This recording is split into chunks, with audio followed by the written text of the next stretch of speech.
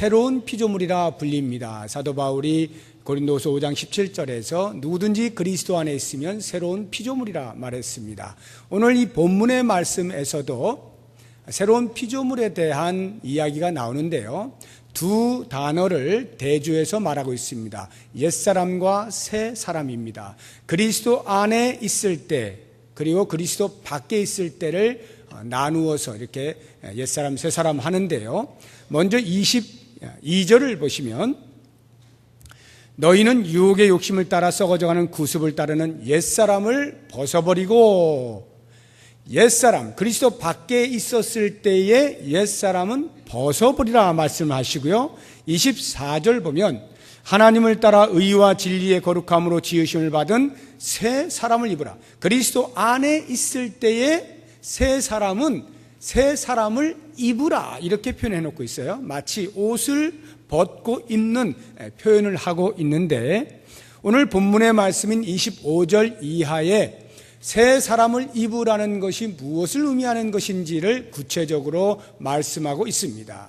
새 사람을 입으라는 것은 새 사람답게 살아라, 새 사람으로 살아라 하는 말씀인데, 오늘 본문에 그 새 사람으로 사는 것, 새 사람답게 사는 몇 가지 삶의 지침들을 바울이 우리에게 소개를 해주고 있습니다. 한 네 가지를 제가 말씀을 드릴 것인데요, 간단하게 한번 보시면, 먼저 첫 번째로 25절을 보시게 되면 새 사람은 거짓말을 버리고 정직해야 한다라고 하는 것입니다. 거짓을 버리고 정직하라.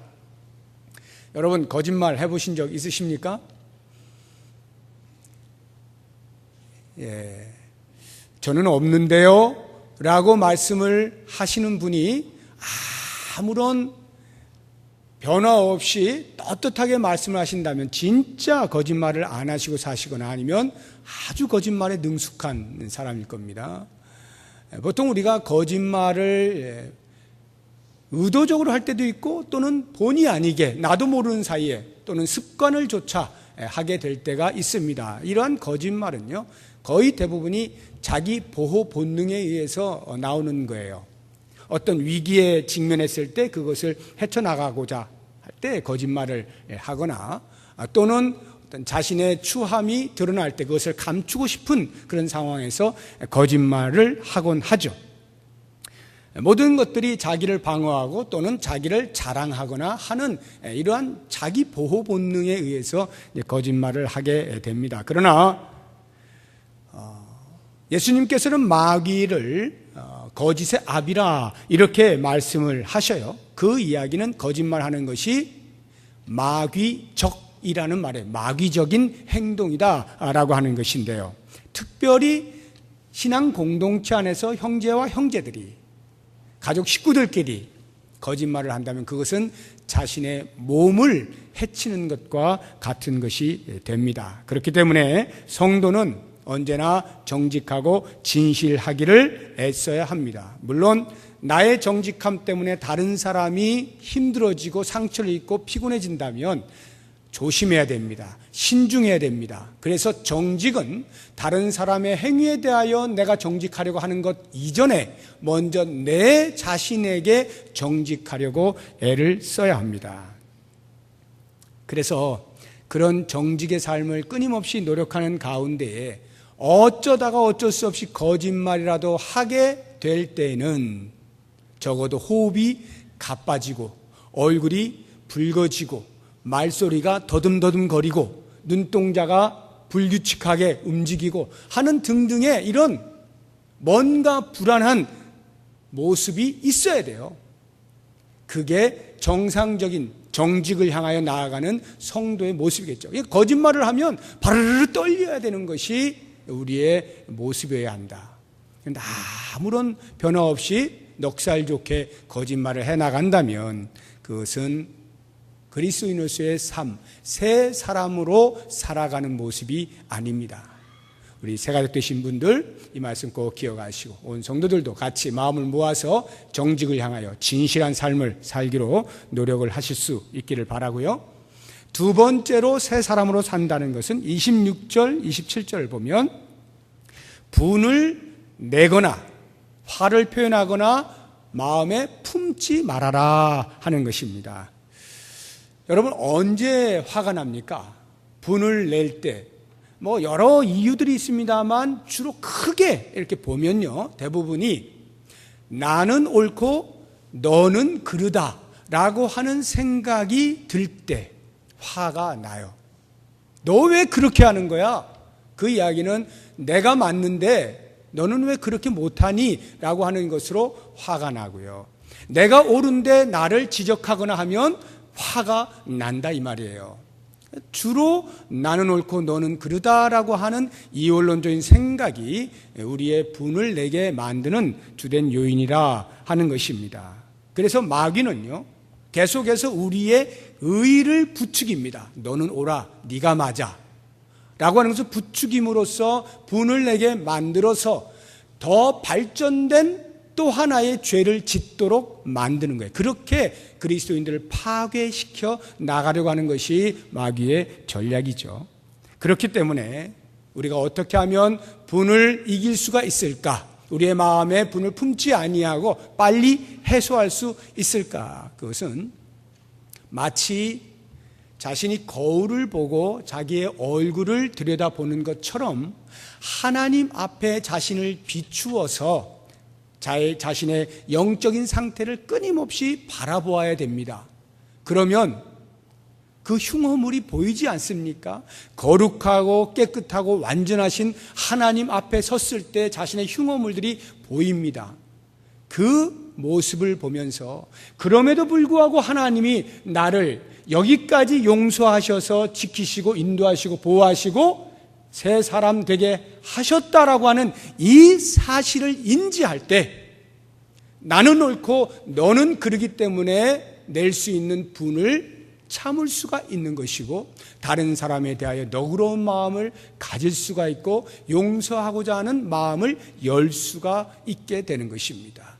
내 모습이 이러한데 나를 용서하신 분이 계시다면 하물며 내가 왜 나의 형제를 받아들일 수 없단 말인가 라고 하는 자기의 얼굴을 보는 것을 통하여 분을 절제할 수가 있고 새 사람답게 살아갈 수가 있는 것이죠. 세 번째로 우리에게 주시는 말씀이 28절입니다. 도둑질하지 말라는 거예요. 대신에 구제할 수 있을 만큼 열심히 일을 하라는 겁니다. 이 부분은 많은 성도님들이 내가 딴 건 몰라도 도둑질은 안 한다 이렇게 생각하실지 모르겠습니다. 물론 그렇죠. 아마 여기 계신 분들 대부분의 분들이 도둑질에 대한 경험은 많지 않으실 거예요. 아주 어렸을 때 철이 없을 때를 제외하곤 정상적으로 생활하면서 도둑질을 하거나 하지는 않을 것이라는 생각이 듭니다. 그러나 지금 사도 바울이 이 말씀을 하실 때 도둑질과 구제할 수 있도록 열심히 하라는 이 말을 대조해서 이야기하고 있는 것을 가만히 생각해 보면 도둑질을 한다는 말은 자기 중심적으로 산다 이런 말이에요. 구제하도록 열심히 일을 하라라고 하는 것은 다른 사람을 생각하며 산다는 말이에요. 즉 도둑질이란 남의 것을 나에게로 가지고 오는 것이죠. 그런데 구제는 내게 있는 것을 남에게로 보내는 것 아닙니까? 그러니까 선한 일을 열심히 해라, 일을 열심히 해라 라고 하는 것은 꼭 너 자신의 입에 먹을 것을 위하여서만 열심히 일하라는 것이 아니고요. 도둑질이 게으르니까 열심히 일을 해서 먹고 살아라, 단순히 이런 말이 아니고요. 그 열심히 일하는 목적이 나 아닌 다른 사람을 위하여 구제할 수 있을 만큼, 즉 나의 것을 다른 사람에게로 흘려보낼 수 있을 만큼 열심히 일하라. 이것이 새 사람 다움입니다. 그래서 성도들은 서로 나누기를 힘쓰고 즐거워하는 것이죠. 기증을 한다든가 후원을 한다든가 하는 이런 일들에 늘 마음이 풍요로운 이유가 바로 거기에 있어요. 내 것으로 다른 사람에게 흘려보내는 이것이 내가 열심히 일하는 목적이 될 때 새 사람으로 점점 새 사람답게 살아가게 되는 거죠. 마지막 네 번째를 보시면 29절입니다. 더러운 말 하지 말라는 거예요. 더러운 말 하지 말고 선한 말을 하라는 것인데요. 더러운 말은 옛사람일 때 하던 말들입니다. 어떤 게 더러운 말들이 있을까요? 음담패설을 하는 것도 더러운 말일 수 있겠습니다. 다른 사람을 무시하거나 폄하하는 말들, 또는 욕을 하거나 비난하는 말들, 낮게 평가하는 말들, 원망하는 말들, 불평하는 말들, 이런 것들이 다 더러운 말에 속하겠습니다. 그러면 그것 말고 선한 말을 하라 할 때 이 선한 말은 그리스도 안에 새 사람으로 새 사람 됨을 증명하는 말들이 되겠습니다. 어떤 것들이 있을까요? 덕을 세우는 말이죠. 나의 말을 통하여 다른 사람이 용기를 얻는 말들이죠. 슬픔 가운데 있는데 나의 말을 통하여 위로를 받는 그런 말들이죠. 그냥 사람 듣기 좋으라고 겉으로 진정성 없이 칭찬하는 말들 말고 가슴에서부터 진정으로 그 사람을 위하고 칭찬해주고 잘하는 부분을 세워주는 그러한 말들이겠죠. 이것이 선한 말들이 될 것입니다. 만약 우리가 더러운 말을 버리고 선한 말을 해나가기 시작하면 우리 안에 있는 대부분의 갈등들이 많이 해소가 될 수 있을 것입니다. 잠언 12장 18절에 보면 칼로 찌름같이 함부로 말하는 자가 있거니와 지혜로운 자의 혀는 양약과 같으니라 말씀하십니다. 같은 혀, 같은 한 입으로 우리는 더러운 말을 할 것인가 선한 말을 할 것인가 우리가 선택할 수 있습니다. 모쪼록 그리스도 안에 새로운 사람으로 입혀져서 새로운 사람답게 살아가는 우리들이 이와 같이 선한 말을 많이 할 수 있기를 바랍니다. 이제 제가 말씀을 마치면서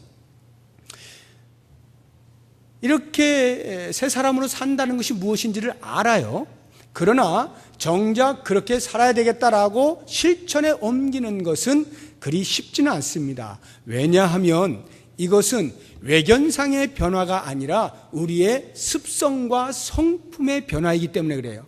다시 말하면 습관을 바꾸는 것인데 습관이라는 것이 하루아침에 쉽게 바뀌지 않잖아요. 우리가 늘 해왔던 습관을 바꾸어서 새로운 습관을 들이기까지에는 수없이 많은 노력이 필요한 거예요.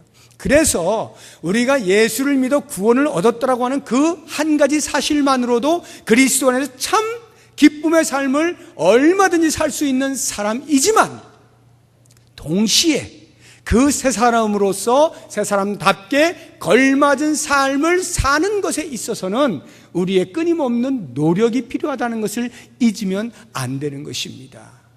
마지막 결론의 말씀 30절을 보세요.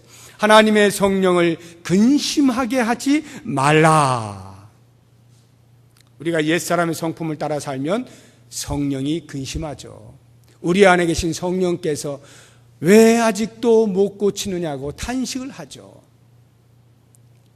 하나님의 성령을 근심하게 하지 아니하고 내 안에 계신 성령이 기뻐하실 만한 그러한 새 사람으로서의 거룩한 삶들을 하루하루 매일같이 반복하여 살다 보면 때로 실수하고 넘어지고 할지라 또 일어나서 또 걷다 보면 그것이 우리에게 습관이 되어져서 우리도 모르는 사이에 예수 믿는 사람답게 살아가게 되는 거죠. 모쪼록 우리 새가족 수료하시는 모든 분들 그리고 우리 모든 성도님들 다 함께 그리스도 안에서 새로운 피조물 된 이 권세를 이 세상을 향하여서 그 권세자답게 살아감으로 하나님께 영광을 돌리고 이 땅에 대한사회가 있음을 알릴 수 있는 귀한 삶을 사시기를 주의 이름으로 축복합니다. 기도하겠습니다.